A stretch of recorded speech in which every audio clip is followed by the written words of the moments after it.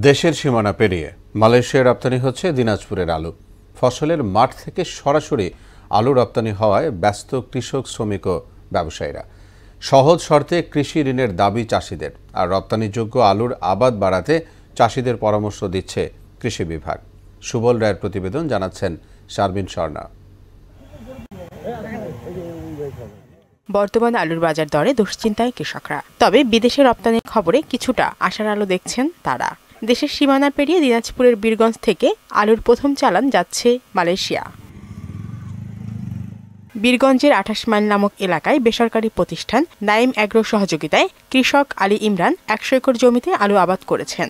রপ্তানিযোগ্য sunshine জাতের এই আলুর বাম্পার ফলন পেয়েছেন তিনি। তার 100 মেট্রিক টন আলুর মধ্যে প্রথম চালান 28 মেট্রিক টন যাচ্ছে মালয়েশিয়া। আমরা কোয়ালিটি মেনটেন করি, আমাদের মালের গেট আপ অনেক নাইস, অনেক ভালো।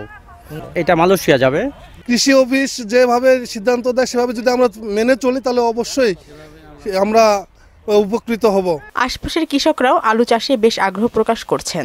পাশাপাশি এই প্রকল্পে অনেক কৃষি শ্রমিকদের কর্মসংস্থান হয়েছে। মাঠে কাজ করে বাইছি, আলু বেচেছি, হলুদ করেছি, করি হানি সংসার এই টাকার কাজে লাগাই। সুদবিহীন ব্যাংকিং এর আত্মশুদ্ধির পথ এনআরবিসি ব্যাংকের ইসলামিক ব্যাংকিং আল আমিন। কাজ করে আমার খুব ভালো হয়েছে। আমার গরিব মানুষ কাজ করে খাই। প্যাকেট করতেছি, প্যাকেট করে সেই আলু বাজারজাত হচ্ছে আপনাদের বিদেশে। রপ্তানিযোগ্য আলুর জাত বাড়াতে কৃষকদের উদ্বুদ্ধ করা হচ্ছে বলে জানান এই কৃষি কর্মকর্তা। প্রথমবারের মতো কাঁচা আলু যেটা 28 মেট্রিক টন আমরা পাঠাচ্ছি।